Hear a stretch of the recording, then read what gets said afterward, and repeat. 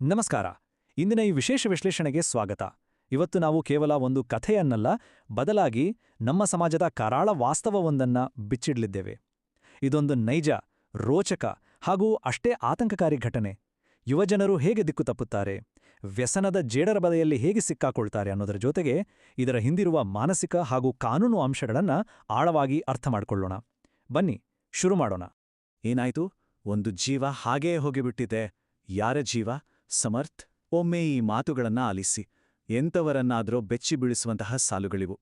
ಯುವಜನರು ತಿಳಿಯದೆ ಮಾಡುವ ಒಂದು ಸಣ್ಣ ತಪ್ಪು ಕಣ್ಮುಚ್ಚಿ ಬಿಡುವಷ್ಟರಲ್ಲಿ ಇಡೀ ಜೀವನವನ್ನೇ ಹೇಗೆ ಕತ್ತಲೆಗೆ ದೂಡುತ್ತದೆ ಅನ್ನೋದನ್ನ ಈ ಮಾತುಗಳು ಬಹಳ ಆಳವಾಗಿ ನೋವಿನಿಂದ ನಮಗೆ ತಿಳಿಸ್ತವೆ.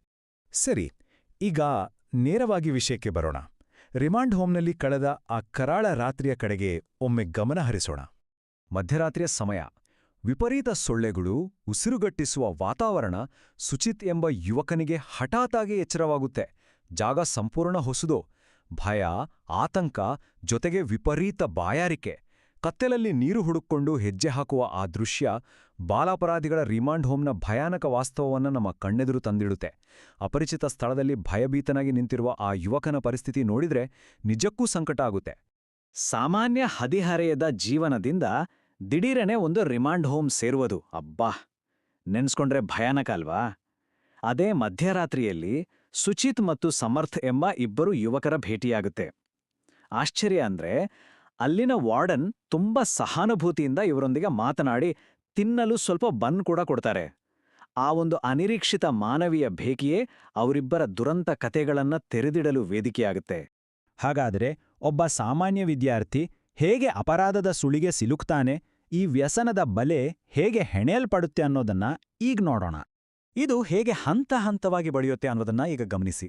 9ನೇ ತರಗತಿಯಲ್ಲಿದ್ದಾಗ ಸುಮ್ಮನೆ ತರಗತಿಗೆ ಚಕ್ಕರ್ ಹೊಡೆಯೋದ್ರಿಂದ ಶುರುವಾದ ಆಟ ಕಡಲ ತೀರದಲ್ಲಿ ಕೆಟ್ಟ ಗುಂಪಿನ ಸಹವಾಸಕ್ಕೆ ತಿರುಗುತ್ತೆ. ಕಾಲೇಜ್ಗೆ ಬಂದಾಗ ಅಣ್ಣ ಅನ್ನೋ ವ್ಯಕ್ತಿಯ ಎಂಟ್ರಿ ಆಗುತ್ತೆ.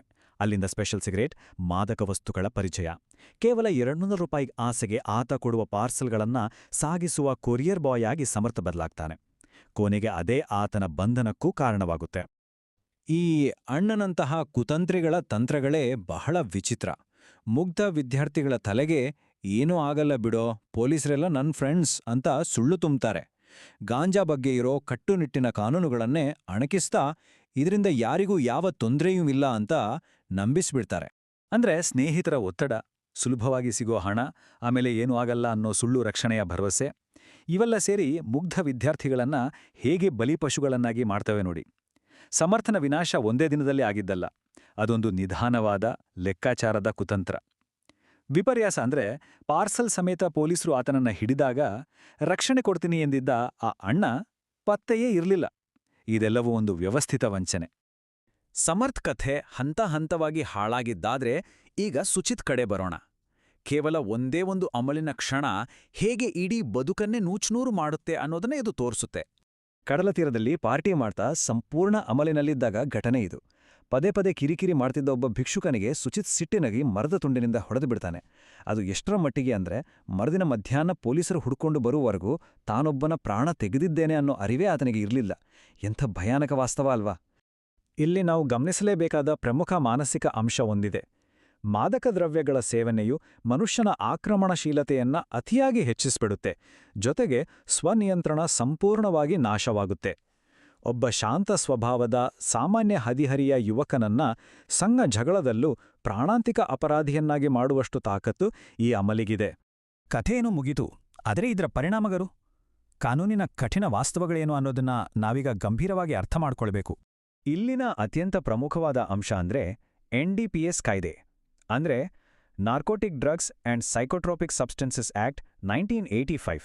ರಿಮೈಂಡ್ ಹೋಮ್ ವಾರ್ಡನ್ ವಿವರಿಸಿದ ಹಾಗೆ, ಅಕ್ರಮ ಮಾದಕ ದ್ರವ್ಯಗಳನ್ನು ಸಂಗ್ರಹಿಸುವುದು, ಸೇವಿಸುವುದು, ಮಾರಾಟ ಮಾಡುವುದು ಅಥವಾ ಸಾಗಾಟ ಮಾಡುವುದು ಈ ಕಾನೂನಿನಡಿಯಲ್ಲಿ ತೀವ್ರ ಕ್ರಿಮಿನಲ್ ಅಪರಾಧ.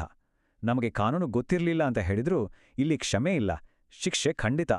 ಶಿಕ್ಷೆ ಅಂದ್ರೆ ಕೇವಲ ಜೈಲುವಾಸ ಅಷ್ಟೇ ಅಲ್ಲ. ಈ ತಪ್ಪುಗಳು ಜೀವನದ ಮೇಲೆ ಬೀರುವ ದೀರ್ಘಕಾಲೀನ ಪರಿಣಾಮಗಳು ನಿಜಕ್ಕೂ ಭೀಕರ.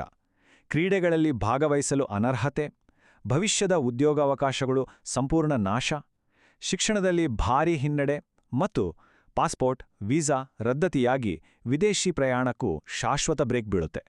ಒಂದು ಸಣ್ಣ ತಪ್ಪು ಯುವಜನರ ಭವಿಷ್ಯದ ಕನಸುಗಳನ್ನೇ ಸಂಪೂರ್ಣವಾಗಿ ಕಮರಿ ಹೋಗುವಂತೆ ಮಾಡುತ್ತದೆ. ಇಷ್ಟೆಲ್ಲ ಅನಾಹುತಗಳನ್ನ ತಪ್ಸೋಕೆ ಸಾಧ್ಯವೇ ಇಲ್ವಾ? ಖಂಡಿತ ಇದೆ. ಪೋಷಕರು ಮತ್ತು ಶಿಕ್ಷಕರು ಗಮನಿಸಲೇಬೇಕಾದ ಪ್ರಮುಖ ಲಕ್ಷಣಗಳು ಯಾವುವು ಅನ್ನೋದನ್ನ ಈಗ ನೋಡೋಣ. ಯುವಜನರಲ್ಲಿ ದೈಹಿಕವಾಗಿ ಮತ್ತು ನಡವಳಿಕೆಯಲ್ಲಿ ಆಗುವ ಬದಲಾವಣೆಗಳನ್ನು ಆರಂಭದಲ್ಲೇ ಗುರುತಿಸುವುದು ಬಹಳ ಮುಖ್ಯ. ನಿಮಗೆ ಗೊತ್ತಿರಲಿ, 21ನೇ ವಯಸ್ಸಿನವರೆಗೂ ಅವರ ಮೆದುಳು ಇನ್ನೂ ಬೆಳವಣಿಗೆಯ ಹಂತದಲ್ಲೇ ಇರುತ್ತೆ. ಹಾಗಾಗಿ ಪೋಷಕರು ಈ ನಿರ್ಣಾಯಕ ವಯಸ್ಸಿನಲ್ಲಿ ಮಕ್ಕಳ ಮೇಲೆ ತೀವ್ರ ನಿಗಾ ವಹಿಸುವುದು ಅತ್ಯಗತ್ಯ. ಈಗ ಇಲ್ಲಿ ಗಮನಿಸಬೇಕಾದ ಆಸಕ್ತಿದಾಯಕ ಮತ್ತು ಅಷ್ಟೇ ಆತಂಕಕಾರಿ ವಿಷಯ ಅಂದ್ರೆ ಹದಿಹರೆಯವರು ದಾರಿ ತಪ್ಪುತ್ತಿರುವ ಆರಂಭಿಕ ಸೂಚನೆಗಳು. ಅಸ್ತವ್ಯಸ್ತವಾದ ನೋಟ, ಕೊಳಕಾದ ಬಟ್ಟೆಗಳು, ವಿಚಿತ್ರವಾದ ಹೇರ್ ಸ್ಟೈಲ್ ಅಥವಾ ಮೈಮೇಲೆ ದಿಢೀರನೆ ಕಾಣಿಸಿಕೊಳ್ಳುವ ಟ್ಯಾಟೂಗಳು. ಇನ್ನು ಶಾಲೆಯ ಹೊರಗಿನ ತಮಗಿಂತ ವಯಸ್ಸಿನಲ್ಲಿ ದೊಡ್ಡವರ ಜೊತೆ ಸುತ್ತಾಡೋದು, ಪೋಷಕರ ಕಣ್ಣಲ್ಲಿ ಕಣ್ಣಿಟ್ಟು ಮಾತನಾಡದೆ ತಪ್ಪಿಸಿಕೊಳ್ಳುವುದು ಮತ್ತು ಅಂಕಗಳಲ್ಲಿ ಹಠಾತ್ ಕುಸಿತ, ಇವೆಲ್ಲವೂ ಅಪಾಯದ ಮುನ್ಸೂಚನೆಗಳು. ಇನ್ನೂ ಕೆಲವು ಗಂಭೀರವಾದ ರೆಡ್ ಫ್ಲ್ಯಾಗ್ಗಳು ಅಥವಾ ಎಚ್ಚರಿಕೆಯ ಸಂಕೇತಗಳೆಂದರೆ ಮನೆಯಲ್ಲಿ ಆಗಾಗ ಹಣ ಅಥವಾ ಬೆಲೆಬಾಳುವ ವಸ್ತುಗಳು ಕಾಣೆಯಾಗುವುದು, ಅವರ ವಸ್ತುಗಳ ಮೇಲೆ ಸಿಗರೇಟಿನ ವಾಸನೆ ಅಥವಾ ಸುಟ್ಟ ಕಲೆಗಳಿರುವುದು, ಸಣ್ಣಪುಟ್ಟ ವಿಚಾರಕ್ಕೂ ವಿಪರೀತ ಕೋಪ, ಯಾವಾಗಲೂ ತಮ್ಮ ಕೋಣೆಯ ಬಾಗಿಲು ಲಾಕ್ ಮಾಡಿಕೊಂಡು ಯಾರಿಗೂ ಒಳಗೆ ಬರಲು ಬಿಡದಿರುವುದು ಮತ್ತು ತಡರಾತ್ರಿಯವರೆಗೆ ಹೊರಗುಳಿಯುವುದು. ಈ ಲಕ್ಷಣಗಳನ್ನು ಆದಷ್ಟು ಬೇಗ ಗುರುತಿಸಿದರೆ ಖಂಡಿತವಾಗಿಯೂ ಮುಂದಾಗುವ ದೊಡ್ಡ ಅನಾಹುತವನ್ನು ತಪ್ಪಿಸಬಹುದು. ಸರಿ, ಲಕ್ಷಣಗಳೇನೋ ಗೊತ್ತಾಯಿತು. ಆದ್ರೆ ಆಮೇಲೇನು? ಶಿಕ್ಷಿಸುವುದಾ ಅಥವಾ ಮಾರ್ಗದರ್ಶನ ಮಾಡುವುದಾ? ಇದನ್ನ ಅರ್ಥ ಮಾಡಿಕೊಳ್ಳೋದು ಇಂದಿನ ಅತಿ ಮುಖ್ಯವಾದ ಪಾಠ. ದಾರಿ ತಪ್ಪಿದ ಮಕ್ಕಳನ್ನ ಹೇಗೆ ಸರಿದಾರಿಗೆ ತರಬೇಕು ಅನ್ನೋದನ್ನ ಇದು ಬಹಳ ಅದ್ಭುತವಾಗಿ ವಿವರಿಸುತ್ತೆ. ಮಕ್ಕಳನ್ನ ಬೈದು, ಹೊಡೆದು, ಹೆದರಿಸಿ ಸರಿಪಡಿಸ್ತೀವಿ ಅಂತ ಹೊರಡುವುದು ಸಂಪೂರ್ಣ ತಪ್ಪುದಾರಿ. ಇದರಿಂದ ಅವರು ಮತ್ತಷ್ಟು ದೂರ ಆಗ್ತಾರೆ. ಬದಲಾಗಿ ಅವರನ್ನ ಪ್ರೀತಿಯಿಂದ ಕಾಣುವುದು, ಮನೋವೈದ್ಯರು ಹಾಗೂ ಆಪ್ತ ಸಮಾಲೋಚಕರ ಸೂಕ್ತ ಮಾರ್ಗದರ್ಶನ ಕೊಡಿಸುವುದು ಇದು ಮಾತ್ರ ಸರಿಯಾದ ದಾರಿ. ಪುನರ್ವಸತಿಗೆ ಅತ್ಯಂತ ಪ್ರಮುಖವಾದ 2 ಕೀಲಿಗಳೆಂದರೆ ವೃತ್ತಿಪರ ವೈದ್ಯಕೀಯ ಸಹಾಯ ಮತ್ತು ಪೋಷಕರ ನಿರಂತರ ಪ್ರೀತಿ. ಯುವಜನರನ್ನ ಈ ಕತ್ತಲ ಕೂಪದಿಂದ ಹೊರತಂದು ಸರಿಯಾದ ಹಾದಿಗೆ ನಡೆಸಲು ಅಪಾರವಾದ ತಾಳ್ಮೆ ಬೇಕು. ಜೊತೆಗೆ ವೈದ್ಯಕೀಯ ಹಸ್ತಕ್ಷೇಪ ಮತ್ತು ವ್ಯವಸ್ಥಿತ ಬೆಂಬಲದ ಅವಶ್ಯಕತೆ ಖಂಡಿತ ಇದೆ. ಕೊನೆಯದಾಗಿ ಒಂದು ಗಂಭೀರವಾದ ಪ್ರಶ್ನೆಯನ್ನ ನಾವೆಲ್ಲರೂ ನಮ್ಮನ್ನೇ ಕೇಳ್ಕೊಳ್ಬೇಕಿದೆ. ದುರ್ಬಲ ಯುವಕರು ತಪ್ಪು ಮಾಡಿದಾಗ ಕೇವಲ ಅವರಿಗೊಂದು ಶಿಕ್ಷೆ ಕೊಡಲು ಕಾಯುವ ಬದಲು ಅವರನ್ನ ಈ ವ್ಯಸನದ ಬಲೆಯಿಂದ ಪ್ರೀತಿ ಮತ್ತು ಸಹಾನುಭೂತಿಯಿಂದ ಹೊರತರಲು ನಮ್ಮ ಸಮಾಜ ಅಂದ್ರೆ ನಾವೆಲ್ಲರೂ ನಿಜಕ್ಕೂ ಸಿದ್ಧರಿದ್ವಾ? ಇದನ್ನೊಮ್ಮೆ ಆಳವಾಗಿ ಯೋಚಿಸಿ. ಈ ವಿಶ್ಲೇಷಣೆ ಪ್ರತಿಯೊಬ್ಬರಿಗೂ ಉಪಯುಕ್ತವಾಗಿದೆ ಅಂತ ಭಾವಿಸ್ತೇನೆ. ಮತ್ತೊಂದು ಆಸಕ್ತಿದಾಯಕ ವಿಷಯದೊಂದಿಗೆ ಮತ್ತೆ ಸಿಗೋಣ. ನಮಸ್ಕಾರ.